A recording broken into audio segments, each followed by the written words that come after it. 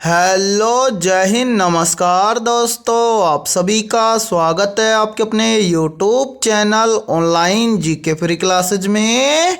आज के इस क्लास में हम रेलवे ग्रुप डी परीक्षा 2025 के लिए 14वां मॉडल पेपर लेकर आए हैं और इस 14वें मॉडल पेपर के अंदर हम बहुत ही इंपॉर्टेंट क्वेश्चनों को कवर करेंगे और मेरे भाई वो सभी क्वेश्चन आपके एग्जाम के लिए इंपॉर्टेंट रहेंगे। इसलिए इस 14वें मॉडल पेपर को आपको कंप्लीट देखना है और इस मॉडल पेपर के एंड में आपको बताना है कि आपके टोटल कितने क्वेश्चन हैं सही होते हैं। और यदि आप इस चैनल से पहली बार जुड़े हैं तो चैनल को कर लीजिए सब्सक्राइब और बेल आइकन को प्रेस करना ताकि ऐसी शानदार क्लास का नोटिफिकेशन आपको सबसे पहले देखने को मिले। तो चलिए शुरू करते हैं आज के इस 14वें मॉडल पेपर को बिना देरी के।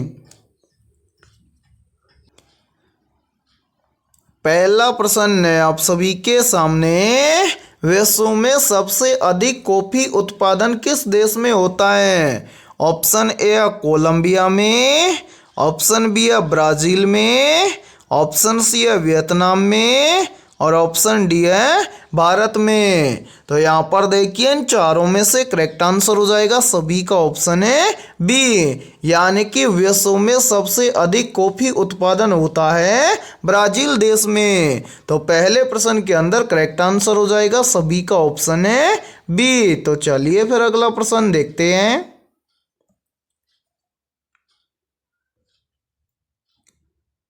दूसरा प्रश्न है आप सभी के सामने, भारत का सबसे बड़ा कपास उत्पादक राज्य कौन सा है?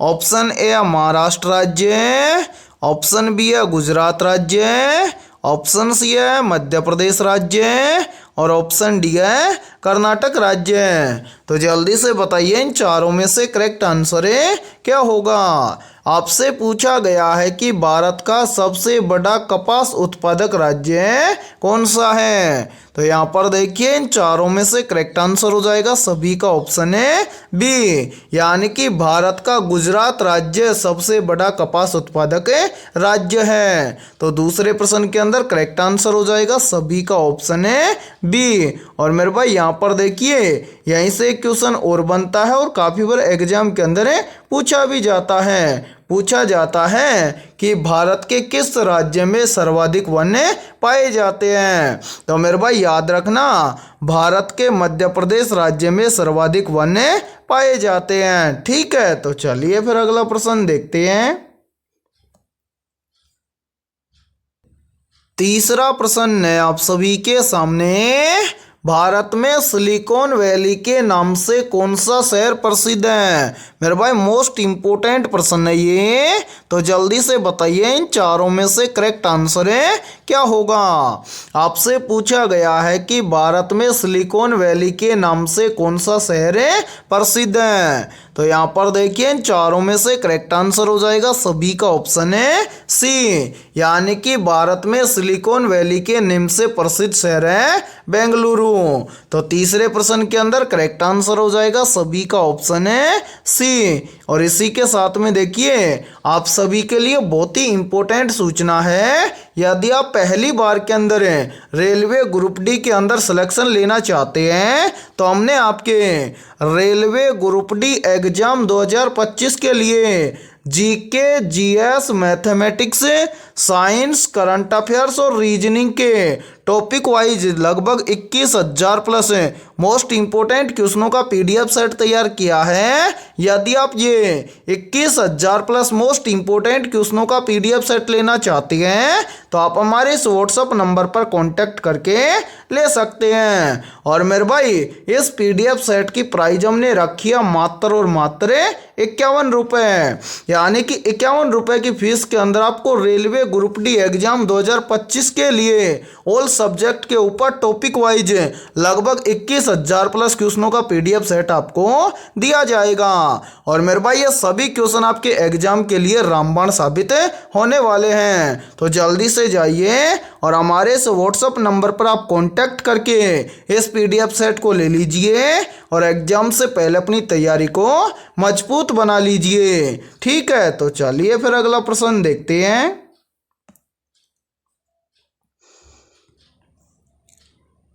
चौथा प्रश्न है आप सभी के सामने, भारत का सबसे बड़ा कोयला उत्पादक राज्य कौन सा है? ऑप्शन ए है झारखंड, ऑप्शन बी है ओडिशा, ऑप्शन सी है छत्तीसगढ़ और ऑप्शन डी है पश्चिम बंगाल है। तो यहाँ पर देखिए इन चारों में से करेक्ट आंसर हो जाएगा सभी का ऑप्शन है ए, यानी कि भारत का सबसे बड़ा कोयला उत्पादक राज्य है झारखंड। तो चौथे प्रश्न के अंदर करेक्ट आंसर हो जाएगा सभी का ऑप्शन है ए। तो चलिए फिर अगला प्रश्न देखते हैं।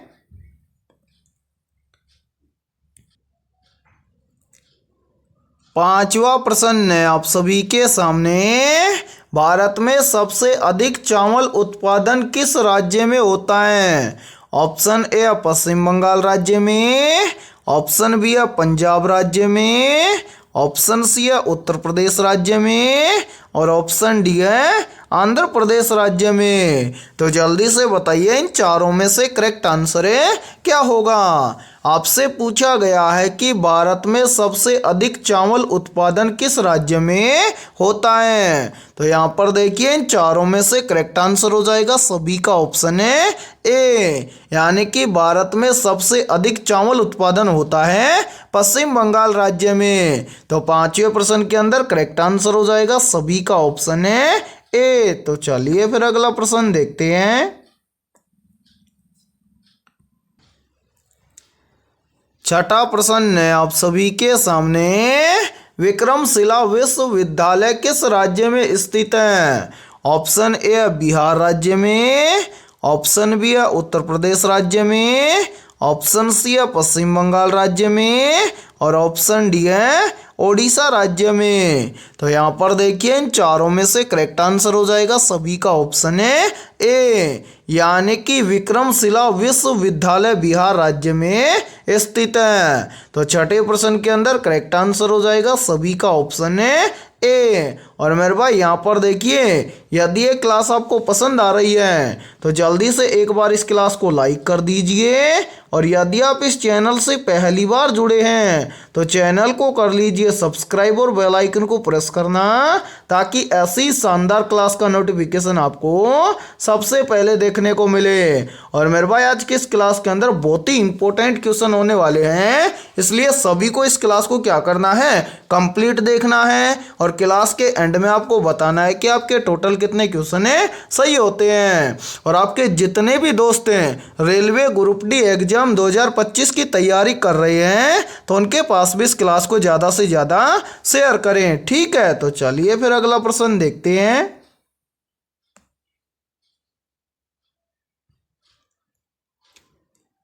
सातवां प्रश्न है आप सभी के सामने, भीमबेटका गुफाएं किस राज्य में स्थित हैं?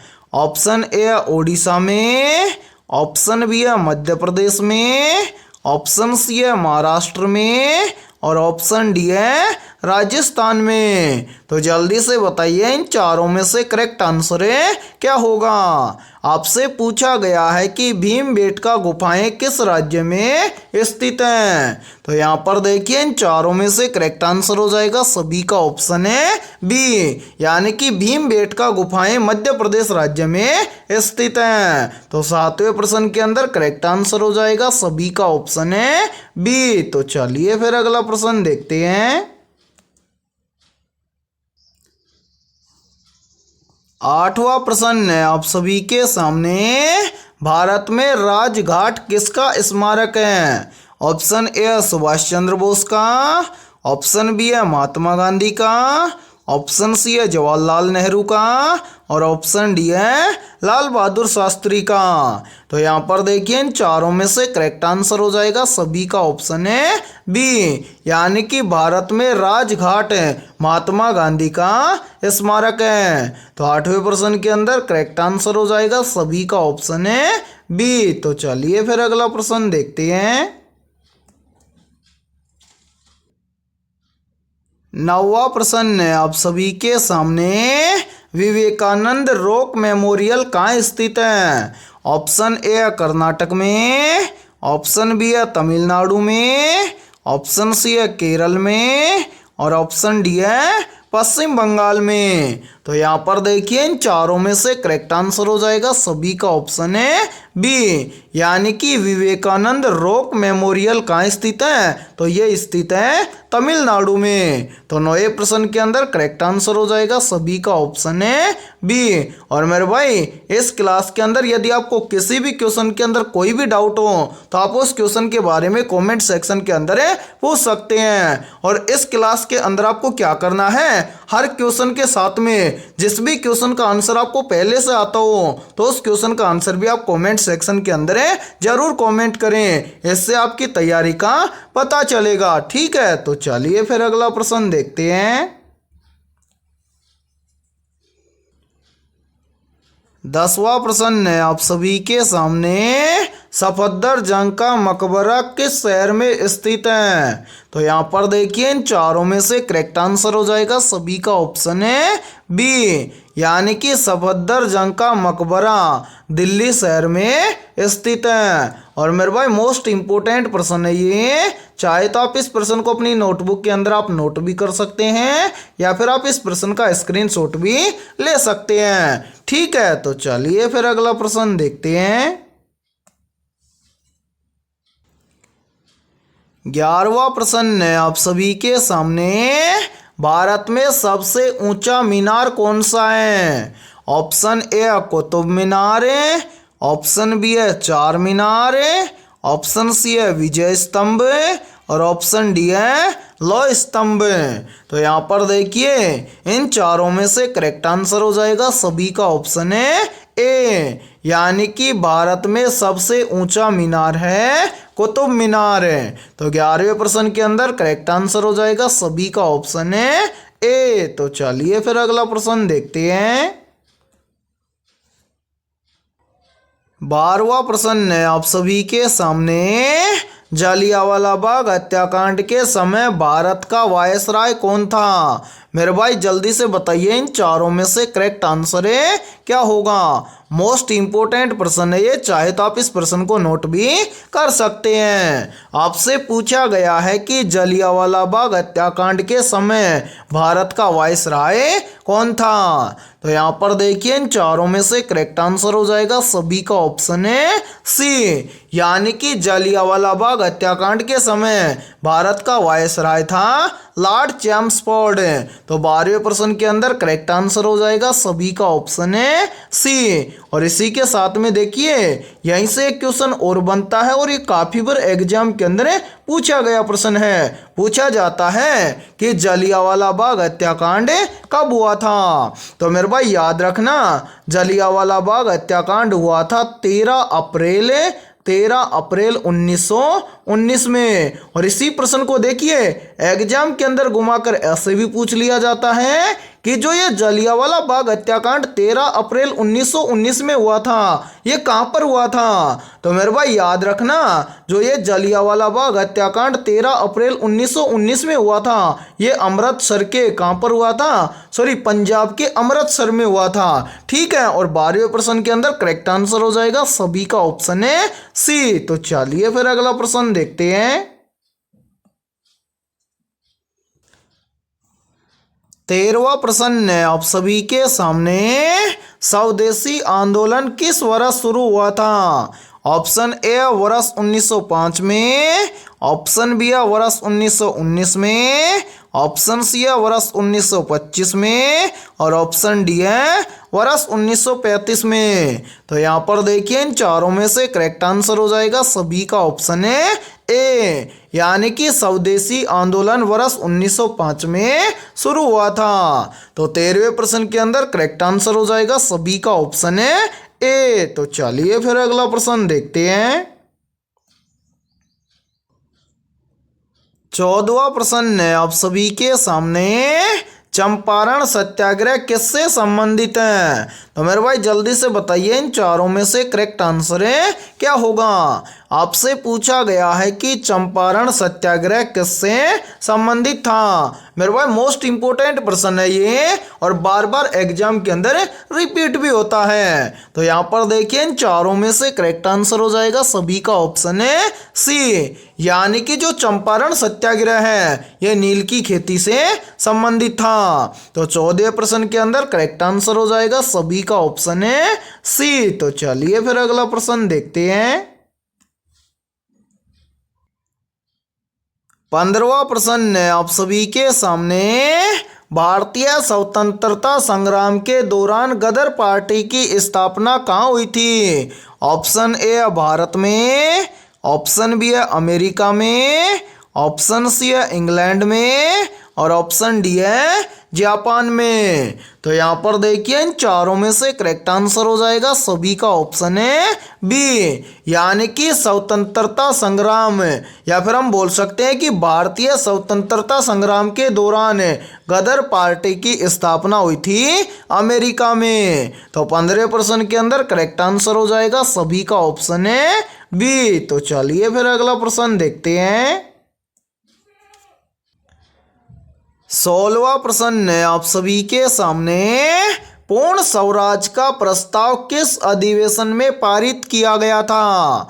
ऑप्शन ए 1927 मद्रास अधिवेशन में, ऑप्शन बी है 1929 लाहौर अधिवेशन में, ऑप्शन सी है 1931 कराची अधिवेशन में और ऑप्शन डी है 1935 बम्बई अधिवेशन में। तो यहाँ पर देखिए इन चारों में से करेक्ट आंसर हो जाएगा सभी का ऑप्शन है बी, यानी कि पूर्ण स्वराज का प्रस्ताव 1929 लाहौर अधिवेशन में पारित किया गया था। तो 16वें प्रश्न के अंदर करेक्ट आंसर हो जाएगा सभी का ऑप्शन है बी। तो चलिए फिर अगला प्रश्न देखते हैं।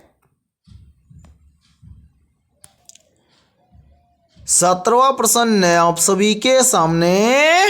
रोलैक्ट एक्ट किस वर्ष पारित किया गया था। तो यहाँ पर देखिए इन चारों में से करेक्ट आंसर हो जाएगा सभी का ऑप्शन है बी, यानी कि रोलैक्ट एक्ट वर्ष 1919 में पारित किया गया था। तो 17वें प्रश्न के अंदर करेक्ट आंसर हो जाएगा सभी का ऑप्शन है बी। तो चलिए फिर अगला प्रश्न देखते हैं। 18वां प्रश्न है आप सभी के सामने। स्वतंत्रता संग्राम के दौरान नमक सत्याग्रह किसने शुरू किया था।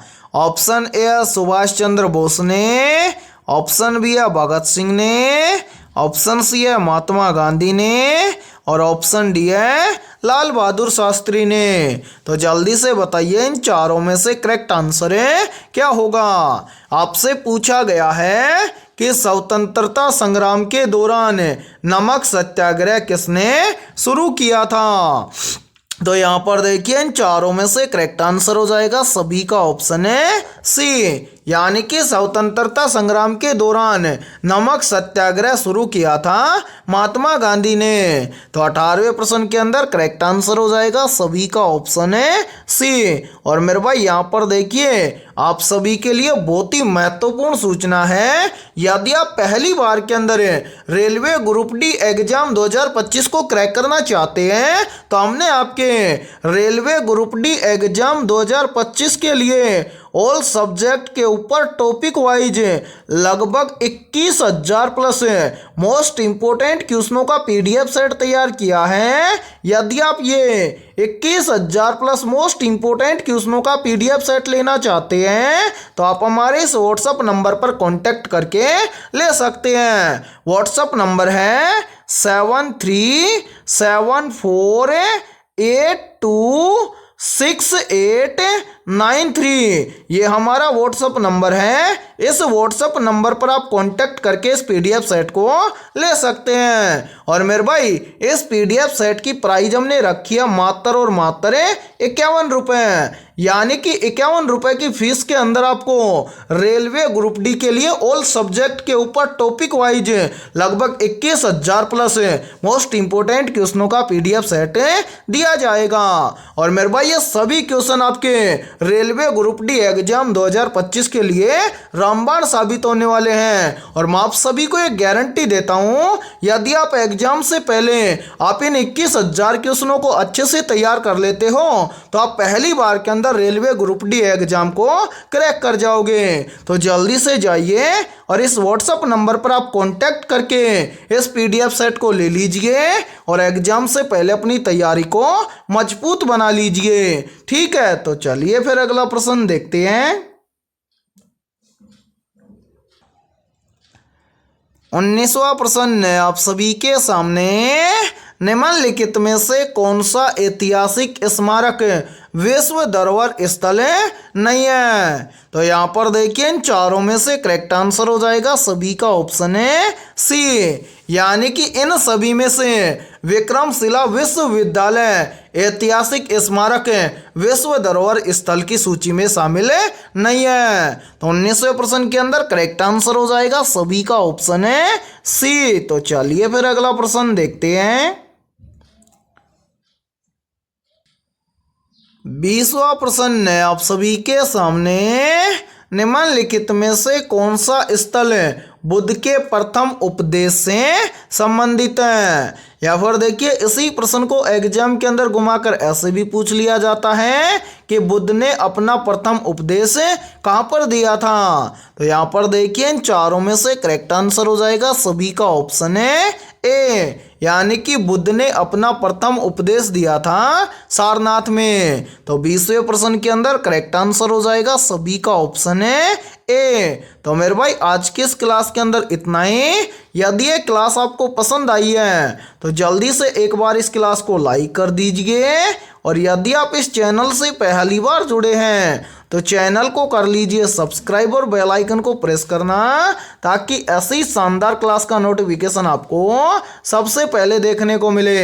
और आपके जितने भी दोस्त हैं रेलवे ग्रुप डी एग्जाम 2025 की तैयारी कर रहे हैं तो उनके पास भी इस क्लास को ज़्यादा से ज़्यादा शेयर करें। ठीक है, और आज की इस क्लास के अंदर हमने 20 बहुत ही इंपॉर्टेंट क्वेश्चन करवाए हैं। तो इन 20 में से आपके कितने क्वेश्चन सही हुए हैं सभी को कमेंट सेक्शन के अंदर कमेंट करके बताना है। और जिन भी अभ्यर्थियों के इन 20 में से लगभग 16 प्लस क्वेश्चन सही हुए हैं तो समझना उनकी तैयारी बेहतर है। तो फिर मिलते हैं ऐसे ही बेहतरीन क्वेश्चनों के साथ सुबह 7 बजे। ठीक है।